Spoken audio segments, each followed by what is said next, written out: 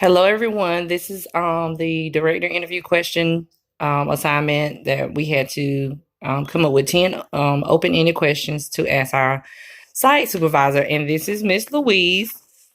Hi. And I'm going to ask her 10 questions and about her center and things like that. So, first of all, first question, tell me a little bit about yourself. Well, basically, I come from a large family. I'm number four out of 14 brothers and sisters. I'm from Rochester, New York, and I moved down here back in 1997 because of weather changes. But basically, I've been here for over 20 years, and I have four children. I'm married, and I just love North Carolina. Cool. Okay. Number two, how does this position fit in with your career path that you envisioned for yourself? Well, I have always wanted to have to be a daycare provider. I love kids. Like I said before, I'm from a big family, Mhm. and this is something I've always wanted to do. So basically, everything just fell in place through all the different jobs that I've had. It's always been dealing with children Mhm. until I could finally, get my own, and that's where I am now today. Okay, cool. All right. Number three, what tools or habits do you use to keep organized? I work on organization every day. I'm not the best organized person in the world. But for me, I write everything down. I have a calendar on my phone, on my iPad. I write everything down, everything that I have to do with the kids, if I have different projects, everything is written down. And that's how I stay organized to a certain degree. I'm still working on it, but for me, everything must be written down so that I just won't forget, what I have to do, like on a certain day, a certain month. That's just the key for my organization skills. Is to write it all down. Okay. Number four, what is your educational philosophy? My educational philosophy is no one is never too old to learn, and we can always learn from children. That's my education philosophy. I just feel that we can always learn from each other. It doesn't matter about how many degrees you have. It doesn't matter. We can always learn from someone else. Okay. All right. Number five, how long have you been in business and how many kids do you currently have enrolled? So it's kind of like two questions. Okay, well, as far as how long have I been in business, it's been for about 3 years now. Okay. And right now, I currently have 10 children enrolled, and it's been very, very hard, but also very rewarding. I love it. Okay. All right. Number six, what curriculum do you use for your infant toddler program and why do you support such a curriculum? I use Funshine Express curriculum. I love it because they have different curriculums for all age types, from 6 months up until 12 years old. A lot of stuff is play based, and I love that also because children learn while they play. Right. It also has tons of projects, and the kids love doing projects. So while they're actually having fun, they're actually learning at the same time. So Funshine Express is something that I really would recommend for anyone if they was looking for great curriculum. Okay.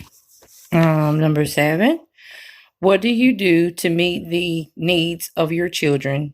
What do you do to meet the needs of your parents? So it's kind of like two questions in one. Yeah, well, all the children are different, And when I first get kids in, I usually do like an assessment. I watch them, I see what they know, what they don't know, what they can work on, because as I said, they're all different, and so I basically help them based on their needs at that time. With parents, it just with parents I just work with parents. Parents have a lot, going on. They have a lot of different needs also concerning hours, plan of care for their kids. And so I try to have a good rapport with parents to help them, along the way with whatever they need. They may need a child to be kept for 2 hours, and I can help them with that, or they may need 10 hours of care. I help them with that, or they may need to help with a child with toilet training and things of that Mhm. nature. So we basically it's a one-on-one thing. We just work together with that, meeting each other's needs. So. Okay. Number 8, in what ways do you raise the bar for yourself and those around you? Well, for me, I'm not very easily intimidated. I even though I'm a child care home, I still function like it's a child care center. Mm-hmm. I believe that it doesn't matter how big or how small. It's about how the kids are being treated. It's about what the kids are learning. Um, and so I just I raise the bar. I always raise the bar for myself. If I see something that I know I can work on, then that's what I do. I always let myself know that it doesn't matter of the stars. It doesn't matter on the degrees. It doesn't matter, how big or how small. What matters is that the kids are getting everything that they need, and that I'm making sure that that their needs are met. Okay, that's good. And number 9, how do you discipline children when you see tantrums, pushing, fighting, and or arguments? Well, first of all, I do have a timeout session. But before we even get to the timeout chair, as I call it, I talk with them. If they are arguing, if they are, which they do every day, Mm-hmm. quarreling, fighting, I talk with them first. I talk with both.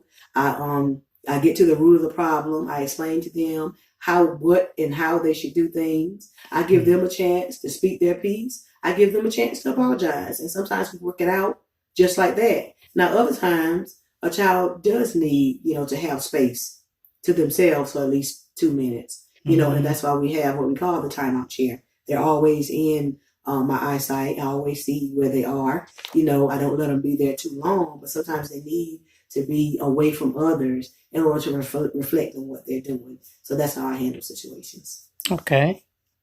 All right. And finally, number 10, what advice could you give a student like me looking to open his or her own nonprofit organization? I would say do your homework. Do your homework. Make sure that wherever you want to open anything up there, that there is a need in that area.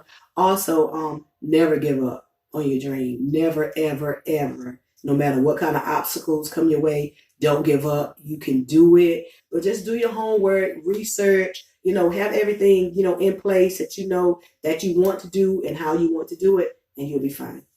Okay. All right. Well, thank you, Miss Louise, for helping me conduct my interview questions. And if any times you guys are in the area, look us up as well as on Facebook. Mm-hmm.